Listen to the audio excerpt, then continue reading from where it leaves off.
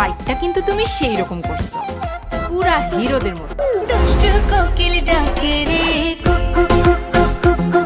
আপনি জানেন কি, ঈদুল আজহায় শাকিব খান অভিনীত তুফান সিনেমাটি বিদেশের 15টি দেশে অনুমতি ছাড়াই প্রদর্শিত হচ্ছে। আপনার পাশের সিটে যদি কেউ মোবাইল ক্যামেরা বা ভিডিও ক্যামেরায় ভিডিও ধারণ করার চেষ্টা করে, এই খবর শুধু বিতর্কই উস্কে দিচ্ছে না, বরং প্রশ্ন তুলেছে সিনেমা ইন্ডাস্ট্রির সুশাসন নিয়ে।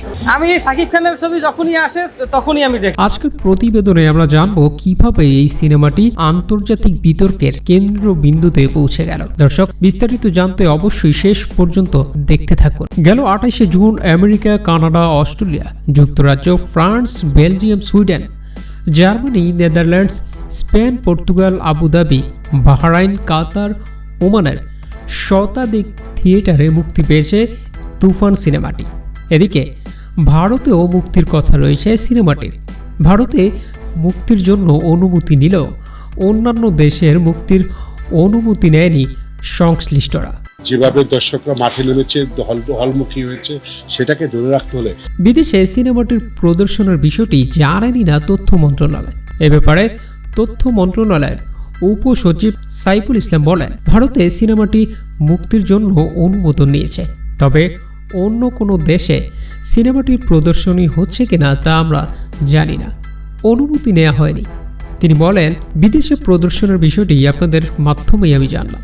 বিদেশে মুক্তির ক্ষেত্রে অবশ্যই নিয়ম মানতে হবে। মুক্তির আগে থেকেই সিনেমাটির বিরুদ্ধে অর্থ পাচারের অভিযোগ তুলেছিল এফডিসি কেন্দ্র 19 সংগঠনের নেতারা। এবার বিদেশে সিনেমাটির অনুমতি ছাড়ার প্রদর্শন নিয়ে ফের ধোঁয়াশা দেখা গেছে। তবে কি তুফানের দিকে শুরু থেকে তেরে আসা অভিযোগগুলোই সত্যি? তিনি বলেন, হ্যাঁ, সঠিক তদন্তের মাধ্যমে সত্য উদ্ঘাটন করা দরকার। আমাদের সিনেমা ইন্ডাস্ট্রির সুনাম রক্ষা করতে হবে। রায়হান রাফি পরিচালিত তুফান সিনেমাটিতে অভিনয় করেছেন শাকিব খান, চঞ্চল চৌধুরী, মিমি চক্রবর্তী ও নামিলা।